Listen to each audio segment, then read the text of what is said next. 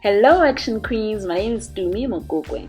I'll be interviewing queens who are taking action towards fulfilling their life purpose, believing that you will be encouraged and inspired on your personal journey. Catch new interviews weekly and follow us on Facebook and Instagram. Remember to subscribe to our new YouTube channel. Our guest today is Rebecca Kanoerera. She's an experienced leader and facilitator, a coach, a mentor, and a host of Rebecca Talk Show. She also has 20 years experience in corporate, specializing in the ICT industry.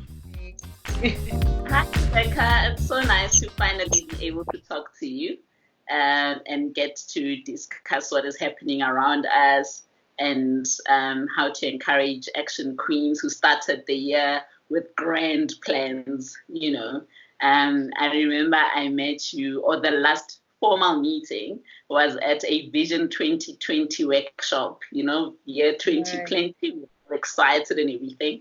And now we find ourselves facing coronavirus. Just how has it been, this whole sudden change? How has it impacted you? All right, so thanks for asking and thank you for inviting me. So I'm so proud of Action Queens because we're women of action, right? And no matter what's going on around us, we have to stay progressive.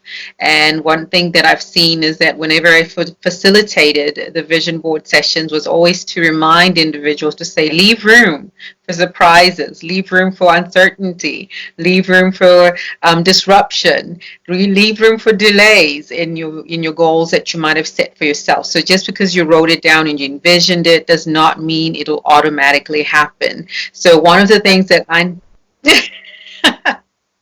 Leave room for uncertainties. It's definitely not this kind of uncertainty.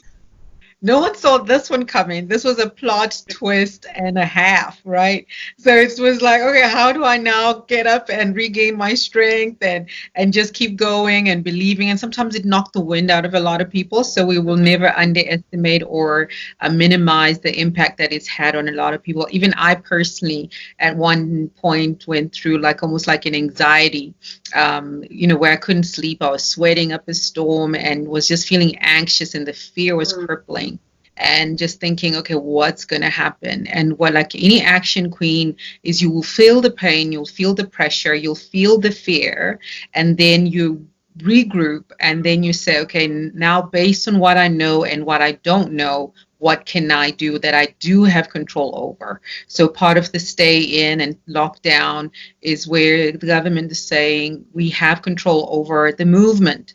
In order to save future generations, in order to save more lives, we're willing to take a knock on the financial benefits we could be reaping right now. But for the sake of lives, we're putting that in the forefront. So that's how humanity is so important. So I think at the end of the day, it has impacted every one of us, even entrepreneurs like me, where you had certain events, like I did a lot of face-to-face events. Thank goodness. Yeah. So exactly. Even with Action Queens, we know when you want to host something, you want the individuals to be there present in a seat.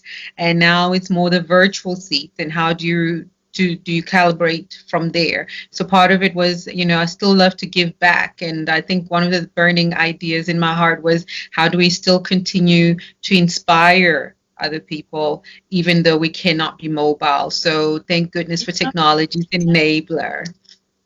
You know what excites me, right? Is this meeting and recording has been a conversation for young, right? And oh yeah, we need to do this. Oh, it'd be so great and everything. But the way I've seen it happening was I'd get a camera lady to come in, shoot this. We'd have a somewhere, a nice room, and all of that. And now all of a sudden, like today, honey, like make it happen. Take action now. People need the message now, and it happened within a week. And I love your confidence as well. I was thinking, is this the same to me who was saying to me, like, but I don't want to be in front of the camera? And I was thinking, like, she is just a queen who is just rising within her own strength, and I'm loving it. I'm actually like watching you is feels just so surreal because I remember the conversation a few years ago where it was you knew there was something that needed to be done, but you thought, okay, I'll do it in my own time. But with the COVID-19, the pandemic, it's actually forced a lot of people to work from home. They never used to work from home. They're forced to take on resources that they have and say, okay, how do I still leverage? Because the purpose is bigger than our comfort level or discomfort level. So I think that's the important thing, that you're heeding to the call and knowing that I got to do what I got to do in order to keep the mission and momentum going. I was scrolling through your Insta page and I Uh-huh. saw quotes, discomfort is the currency of your dreams. Can you Oh. elaborate on that more? Ah, discomfort is the currency of your dreams. Do you know right now, COVID-19 pandemic and the lockdowns and stay-ins have made a lot of people uncomfortable. Uncomfortable in the fact of maybe work kept you busy away from having to deal with some family issues, relationship issues, even work settings. You know, when you're in a team, you're able to talk to your manager face to face, and they see you coming into the office, and now it's virtual. So it's very uncomfortable where I don't see what you're doing. Even for leaders may sometimes have the comfort of knowing that my team is there. I can see what they're doing. I'm monitoring their behavior, but now I can't see them. And I just see whether they're online or not online. So part of it might cause them to seem like they're micromanaging. And that's going to cause a lot of discomfort in the team dynamics as well. Then you got other people where there's corporate politics now, where some people are trying to outshine the other person because, hey, no one can be seen. We got to do this thing. So some people play dirty, and then you're getting to be uncomfortable and saying, who are these people? I thought they were nice to me before. So I think there's a lot of disruption and discomfort that's coming in. And part of what your vision is and what you want to do, the discomfort has to be greater than the feeling. I mean, the vision has to be greater than the discomfort. You have to get to a point like it is inevitable that you will feel uncomfortable. It's part of the package of fulfilling your vision. So Stretching, get growing. there you go. Because the vision has to be bigger. It has to mean something. So this is why we do try to instill in people to have a purpose-driven career, purpose-driven um, job, a purpose-driven vision for yourself, not just to say, I want to get stuff. Right now, we're saying, what if you don't have this stuff? Who are you? Are you still to me? Are you still Rebecca? And do you still feel purpose of being on this planet Earth without the mobility that you normally have? Are you still impacting lives? And this is where you're also with leaders. Are you still innovative now that you don't have this whole team and empire that you could sit and look at? Are you still delivering on the services that you need to deliver on? Yeah. I also one has to be self-reliant more than ever because that colleague that used to motivate you or is not around in that office space. How do you the self-discipline as well to wake up, dress up, and show up, because it's so easy to cuddle in bed. The next thing, it's a week and you haven't done anything, especially when you don't have a boss. Absolutely. I think that's a very good point because many times, if you think of it like for me personally as an entrepreneur and I moved from corporate to entrepreneurship, I realized like the first week I was just like laying in bed and I was kind of like, oh, okay, what am I supposed to do now? There was no schedule that was like preset until I started to sit myself down and have the discipline to actually write down a schedule and write down a plan and also just motivate yourself and have goals, the daily goals where you say, today I will at least contact a client. Today I will at least have a session with a mentee or a coachee. So I think it's important for the discipline. Right now, the motivation might not be there. And I will guarantee you a lot of people are feeling depleted right now, but it's going to now, you need to just leverage this resource and the tool of being disciplined. It's really about saying, I need to create a schedule for myself, or I need to know what my to-do list is. How many conference calls do I have? How many deliverables do I have? How many reports do I need to submit? And then based on that is where you motivate yourself. So it's not necessarily that it's going to come from, a nice ooh feeling like, oh, I feel so good and I'm going to do this. It's really going to be, this has to be done, whether I feel like it or not. So it's about commitment and being consistent. So it's really about also keeping up with your brand, your commitment for your brand to say, my professional brand will still deliver whether I'm feeling bad, whether I'm feeling fearful, whether I'm feeling like I'm overwhelmed.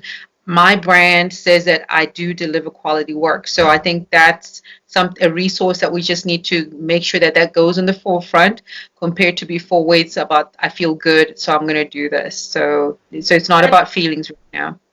in reality, you do get days, or you do need to take the time off.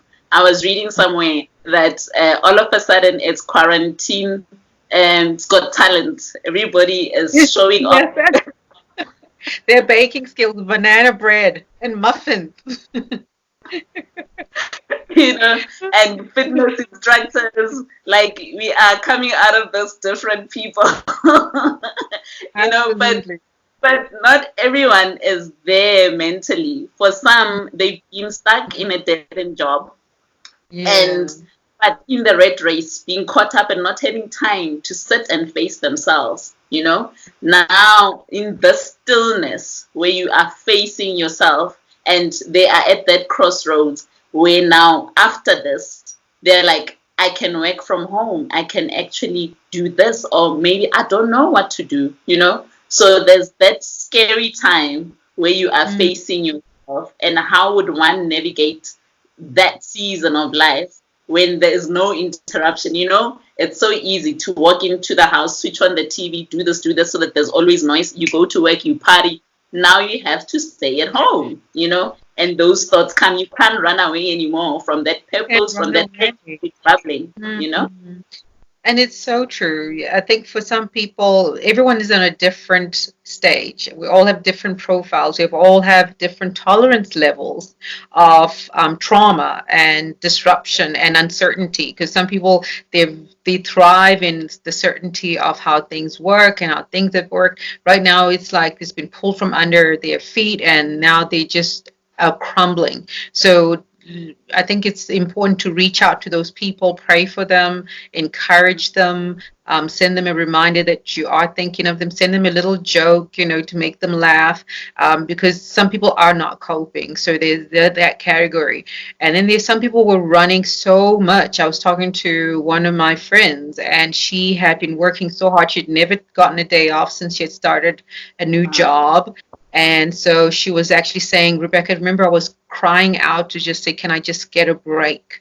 And this has come at a better time where I'm actually able to wake up at a certain time, and her kind of job you can't do much without going out, like a field sales kind of job. So she's received the gift of rest at this point, to just pause and just rest.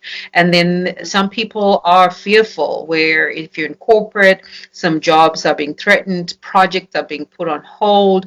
So some of it is really it's not the best time for other people. So yes, other people are posting happy pictures on Instagram and Facebook. I know, it's like, I'm happy. Others are just thinking like, what are you happy about? This is not a happy place. So I think it's important, for number one, is for us to accept the reality of how we are in a uncertain season. It's a VUCA world. I think you've heard the term VUCA, and means volatility. It talks about uncertainty. It talks about a whole lot of things that people know that it's out of everyone's control. So if you stop resisting the fact that it is what it is, that's the environment we're in. It's like fighting to say it's not a storm, yet there's a storm. So accept what we're dealing with, number one, and then pull yourself to yourself and just have enough capacity, where there's just enough to wake up in the morning, to take a shower, and to have your cup of tea, and to just maybe read and to just breathe. If that's all the capacity that you have for that day, at least still do something, one little thing at a time. Don't Mhm. try to boil the ocean or try to fix it or rush the process of the pressure that you're feeling or the discomfort or the pain or the fear that you're feeling, because everyone's different. So I think extend grace to yourself. Don't just the only thing is don't give up on yourself. I think that's important, where you resign and just feel like there's no hope. Don't lose hope. I think that's the key thing. But take your time to take a deep breath, take a nap, recharge, because sometimes you're in the recharging station like a Tesla car. Yes. You just need to recharge, and that's okay. And there's nothing wrong with you for taking time to recharge. And I'm thinking, as much as in isolation, we have means to communicate and get in touch with others. How, Mm, for me, it's no problem to ask for help. I mean, I pick up a call, I text, I don't think twice, But for some people, there are layers. There's stuff, that is blocking them. How do you firstly identify the right people to open up to? Because the world is unsafe, and right. Well, who trusts, yeah, with your stuff, yeah. yeah, that how do you know, okay, this person, or because we do need people, right? And there is We do. God, we pray, all of that, but even in your journey with Christ, or in your journey in work, there are mentors, there are coaches. How do you find somebody to say, help me, and that it's Mm, the right person? yeah. Sometimes it's just taking a risk. It's not always Mm, easy that the person that you want to talk to is going to be good to you. Because I've experienced myself where I'd open up to somebody, then I find out they're talking about me, or now it's like, oh my goodness, I'm scared of people now. Who do I even talk to? So it does happen, and I think that discomfort of knowing that I'm being vulnerable, I'm opening up myself to people in a certain area that I thought was a secret, being authentic and reaching out. And I think it's the desire to be human, to be understood, to be heard, and for someone to just give us a shoulder to cry on, even though it's not a physical shoulder, with social distancing, obviously. But it's really mhm, important but those people. They're people who check in on you, though. They're always tapping your shoulder and say, hey, Rebecca, how are you? And you're thinking like, oh my goodness, I'm so uncomfortable with these people checking up on me. Why do they even care? Then there's some instances where you might need to ask a friend to say, who should I open myself up to? So it might not be, obvious, because there are people who have isolated themselves to a point where they don't talk to anyone and they don't even know where to start. So I think it's important maybe to call a psychologist, ask for a number for a doctor. There's some, like I did that way. I remember like many years ago, it was about 8 years ago. I called a psychologist. That was the first person I opened up to. And because I was so scared of opening up, some of the hurt and the pain that I was going through. And I didn't, even though I had people who cared for me, but I just didn't know how to trust. But once I became comfortable in communicating and also understanding how I wanted to communicate, because also some people are not saying anything because they don't know how to articulate themselves to say, well, maybe I'll sound like I'm crazy or I'm just rambling on. I don't know how to make sense of myself. So I think number one, another tip is to journal. Write down how you feel. I've got like a stack of journals where I had to practice just pouring my little, yes, there you go, girl. I got like lots of them over here. So I had to pour my little heart out on paper, and then when I would read back, and I would say, oh, this girl, she sounds sad. What would she do better? mhm, And because I didn't want to stay in that state. And also, it's important, besides journalists, to understand that, do you really want to stay where you are? If you want to stay where you are, maybe you're comfortable, but nobody likes to stay where they are. But some people also are gaining some benefit in staying in their sad state yeah, as well. So sometimes we can't rush some people because they don't want to put in the hard work, to get out of the rut. And then there's some where they have their deeper wounds where it's not a quick fix. So give them the yeah, grace of time as well. So they might need more time. And then start giving yourself a little bit of little actions, like we say, action queen is like little action, maybe that you just put as a goal, bit by bit, to get out of that rut that you might find yourself in. And the right people start gravitating towards you, because sometimes the people might not come But when you show that you're reaching out, I've had this one friend of mine where she just kind of say, "Hi, Rebecca, I'm feeling this way," and I'm like, "Okay," then I'll be able to know how to help her. Then there's some who don't say anything. So, but it's important that I think as action sisters in the tribe or sisterhood that we're in, if you have a nudge and you think of somebody, they come through your thought to say, "Oh, I wonder how Jane is doing." Call her up because maybe that's a little nudge and intuition that might come through your heart to just like you're saying that person is scared to reach out, but you're the one who might extend the lifeline, so to Yeah. speak. And I Yeah. know it's not always, you are not always in the mood or in the right frame of mind for people to tap on your shoulder and ask for Mm, help. How do right. you handle those situations? Because sometimes you are bleeding in your own space and Hmm. people still want more from you because, hey, you are out there on the social media advertising yourself, or your brand rather speaks to helping people. And Mm. how do you navigate those seasons? I'm saying this not just to point at you, but all of us. We've said to friends, "Oh, call me anytime. I'm available." Mm. Like on the day, you can put a sign closed on account Like, of like, hey, not somewhere. today. Do not disturb. All right. So I hear what you say. I think I'm wired a little bit different. I'm the kind of person where, okay, so there are different seasons. For me, helping other people is my fuel to do what I do. So when someone calls me, say I need help, even if I'm going through a bad time, I find like, oh my gosh, I found something meaningful to do. Now I'm of use, to somebody. So I think that's where yeah, I find my strength in being able to switch off from myself and others. Then there are times where we always say you need to be full before you can pour into other Yeah, people's lives. So it's important also to do the self quarantine.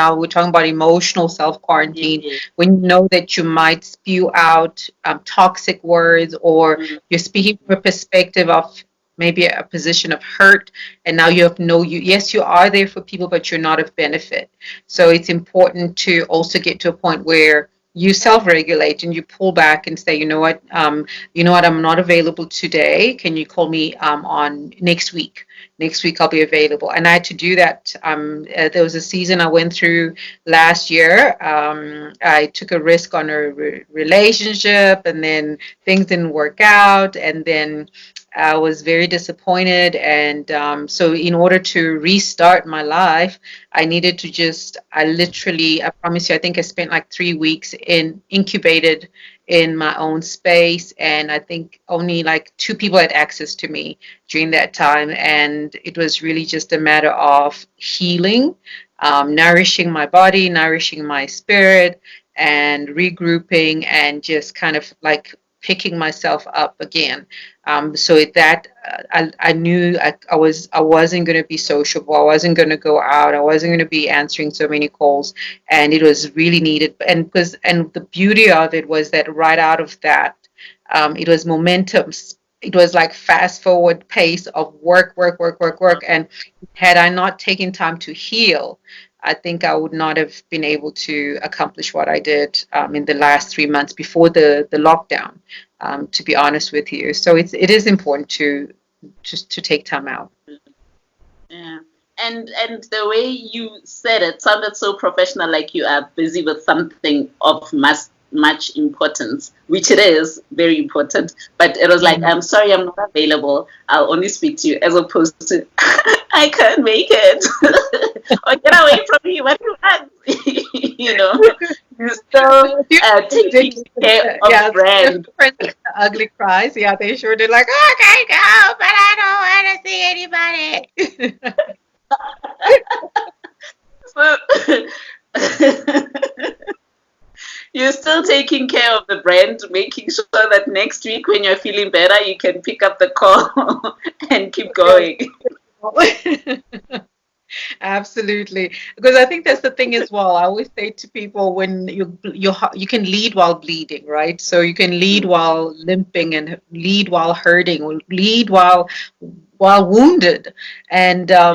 and during that time, because the client's needs don't stop coming through because you're going through what you're going through. So it's either Mhm. you outsource to somebody, you delegate to somebody, or if you're the person that needs to do the job, make sure that you do it from a right space. So for example, like now we talked about having enough energy to meet everyone's needs. So unless you're going through something, maybe for me personally, I say if I've got more energy at nighttime, then I might do my admin at nighttime. And then in the morning, I'm still, full of energy, or maybe mid afternoon or late afternoon. Then you try to schedule some of the sessions for those times when you have when you're at your optimum best. It doesn't mean Yes. that you're high wired throughout the whole day, but you know yourself. Uh, So some people are early birds and some people are light night owls. And so that's basically how you get to monitor yourself and say, but where am I best useful? And maybe a certain day where you start psyching yourself up, you read and you get the motivation that you need by that day. When it comes, you know that I've set a date, I can't run away from it. I have to deliver. Even after I put the phone down, I'll crumble. And I'll give you an mm, example. There was one event that was happening, and I was just going through the exit of that situation that was in. And I remember getting called to say, Rebecca, please come and speak. And I was thinking, like, "Ah, Rebecca, say no, say no." And for that, in my deepest in my heart of hearts, it was like, Rebecca, say yes, because there's a message you need to send. And I remember showing up for that session. It took everything in me to wake up.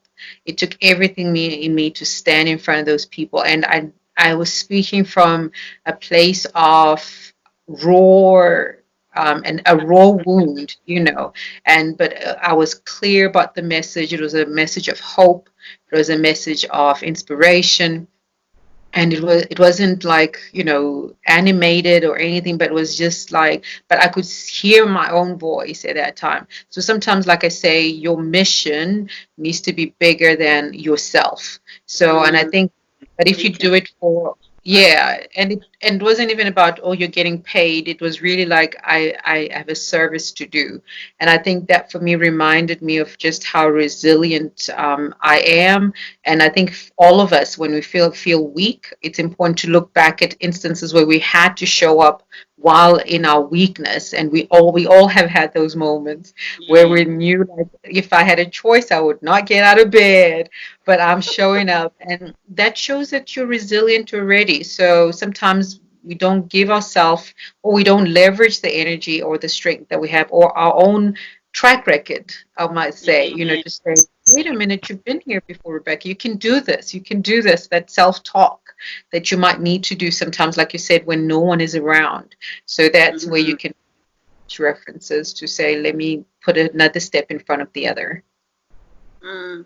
And then one thing that you're speaking about consistently is this purpose, and I'm hearing or sensing calling to what you are doing, right? Helping people as the overarching umbrella, and then there's coaching and on all these other categories. How did you get to that point where you said, okay, this is Rebecca, helping is me? Am I putting words in your mouth by using the word helping others?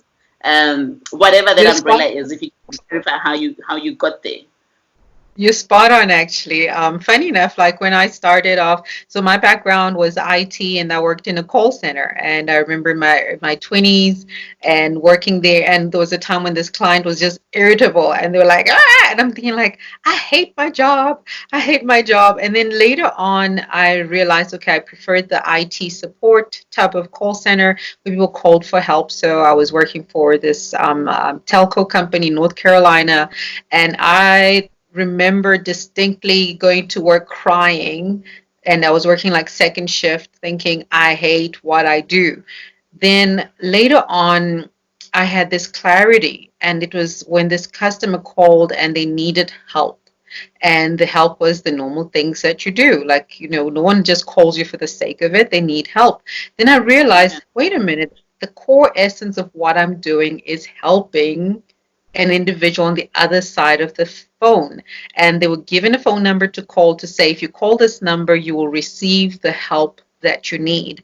And then from there, I remember seeing a manager within the team, and she was helping certain team members. And I was like, oh, she looks cool. I think I want to be a manager one day. And that's how the passion for leadership came through.